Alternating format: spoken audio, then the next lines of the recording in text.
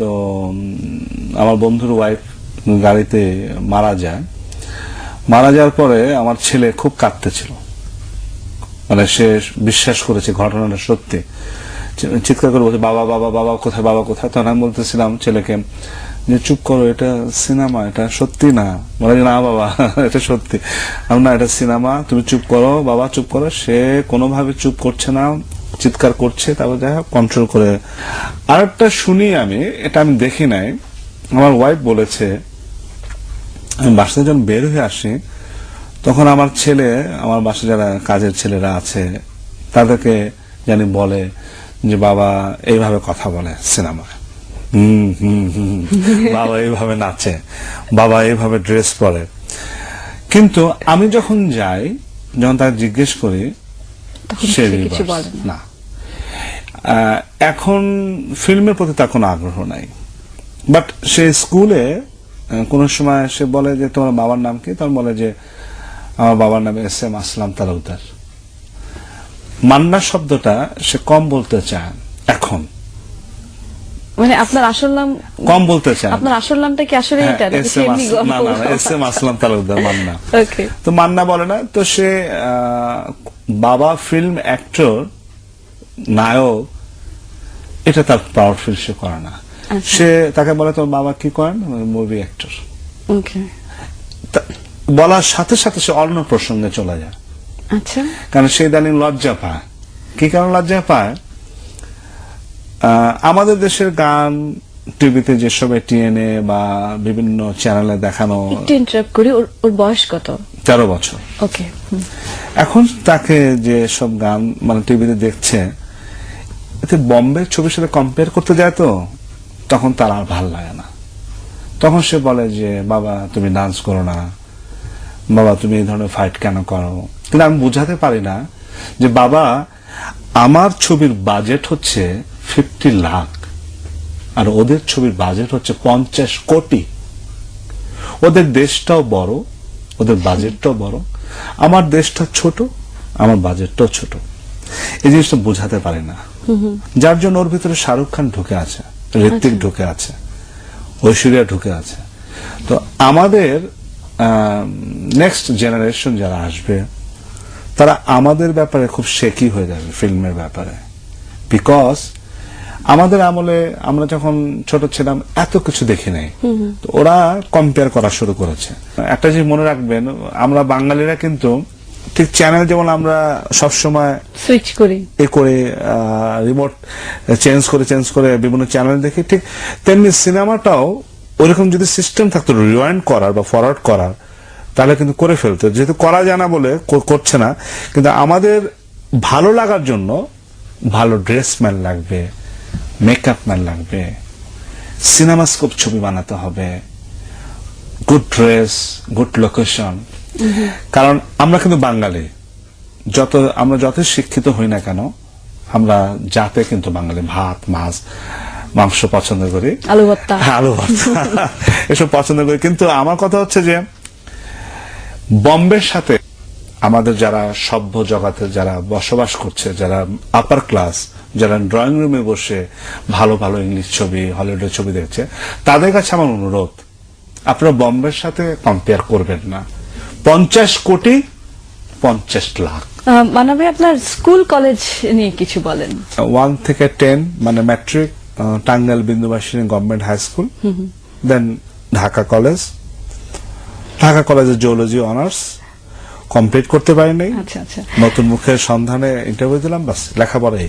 তারপরে তো আপনি মান্না ভাই হয়ে গেলেন। হ্যাঁ, আপনার তো নিশ্চয়ই বন্ধু বান্ধব আছে। হ্যাঁ, এই যে তাদের রিয়াকশন কি? বন্ধুরা যখন আমার কাছে আসে তখন আমি ফিল্ম লাইনের কথা ভুলে যাই।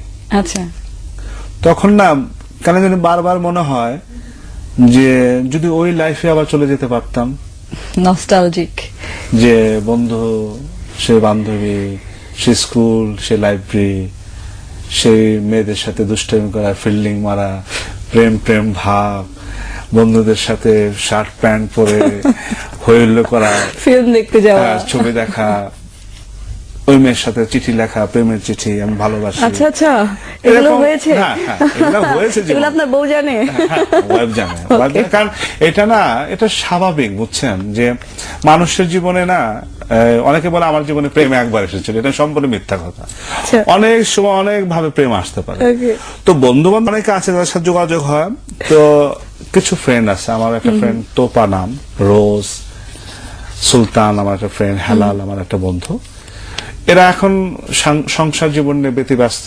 মাঝখানে আমার একটা বন্ধু আসছিল ওপেন হার্ট করার জন্য, তা আমার কাছে সাহায্য চাওয়ার জন্য আসছিল। আমার একটা কথা হলো, সাহায্য কোথায় ভর্তি হবি বল? তো ডায়াবেটিস হাসপাতালে ভর্তি হলো। তো কি রিং লাগাতে হয়, তো আমি সব ব্যবস্থা করে দিলাম। তো কাটতে ছিল, তা আমিও কাটতে ছিলাম।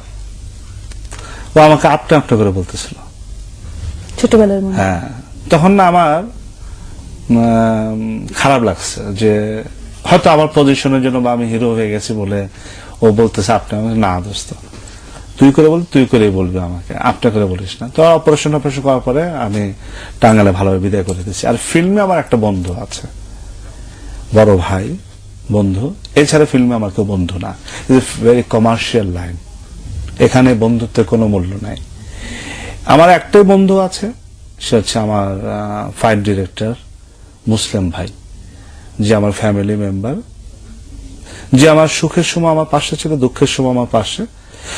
স্বার্থ না চলি না। আর ফিল্মে পৃথিবীর কোন জগৎ যদি থাকে, চলচ্চিত্র জগৎ, এর মতো স্বার্থপর জগৎ পৃথিবীর কোনো জায়গায় নাই। We are everybody commercial. হৃদয়, প্রেম, ভালোবাসা, বন্ধুত্ব, চাওয়া পাওয়া সব মেকি, এভরিথিং মেকি। কেউ যদি বুকে হাত দিয়ে বলে, ফিল্ম পিপল যদি কেউ বলে যে আমরা সবাই এক পরিবার, নো, মিথ্যে। সবাই আলাদা। আমি খুব প্র্যাকটিক্যাল। ফিল্মের ব্যাপারে আমি খুবই আপনি হয়তো জানেন না যে আমি ফিল্ম ছাড়া আমার কোনো চিন্তা ভাবনা নেই। আমার ছেলে একটা, আমার ওয়াইফ, তাদেরকে আমি যে ভালোবাসি সেটা আমার বহির প্রকাশ নাই। আমি বিশ্লেষণ করতে পারি না আমার ছেলের কাছে বা আমার ওয়াইফের কাছে, এক্সপ্লেইন করতে। হ্যাঁ, কিন্তু আমি কিন্তু অনেক লাভ করি, কিন্তু আমি বোঝাতে পারি না।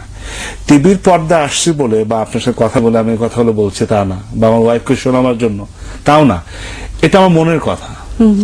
তো ফিল্মে হচ্ছে আমার একটা মাত্র বন্ধু, সে হচ্ছে মুসলিম, যে আমার সুখ দুঃখের সাথী, ভাই, বড় ভাই, ফ্রেন্ড। আর তাছাড়া ফিল্মে আমার কোনো বন্ধু বান্ধবী নেই। ফুললি আমি কমার্শিয়াল লাইফ লিড করি। আর আমার স্ত্রী, সন্তান, বাবা মারা গেছে, মা আছে, 2 ভাই 2 বোন, চলছে। গুড। আচ্ছা, এই পর্যায়ে আপনার স্ত্রীকে আমরা বলবো কান বন্ধ রাখতে, কারণ একটা প্রশ্ন করবো আপনাকে, কারণ আপনি এত ফিলিং, তারপরে চিঠি লেখা, এত কিছু বললেন, এই প্রশ্নটা আমি আপনাকে না করে থাকতেই পারছি। দ্যাট ইজ, আপনি প্রথম প্রেমে পড়েছেন কোন বয়সে, সেটা কি আপনি বলতে চান কিনা সেটা ভাবেন। তার আগে সুপ্রিয় দর্শক, ছোট্ট একটা বিজ্ঞাপন বিরতি। মাঝে মাঝে মনরে বলি, চক্ষু মেলা কি দেখলাম।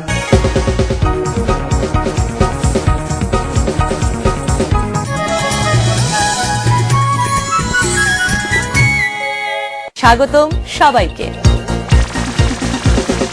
মিডিয়া ভুবন, মিডিয়া ভুবন, মিডিয়া ভুবন। মিডিয়াতে ঘটে যাওয়া নানান ঘটনা, নানান ধরনের চটপটে খবর নিয়ে অনুষ্ঠান মিডিয়া ভুবন। থিয়েটার, ফিল্ম, নাটকের প্রাণের খবর জানাতে মিডিয়া ভুবন, মিডিয়া ভুবন, মিডিয়া ভুবন, মিডিয়া ভুবন, মিডিয়া ভুবন।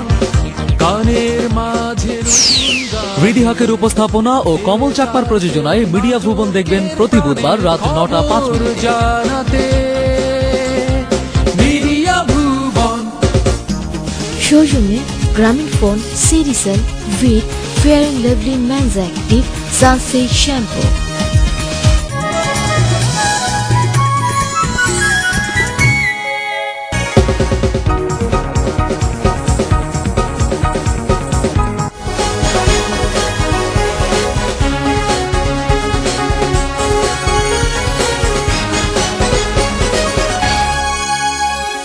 বিরতির পর ফিরে এলাম চিত্রনায়ক মান্নাকে সঙ্গে নিয়ে।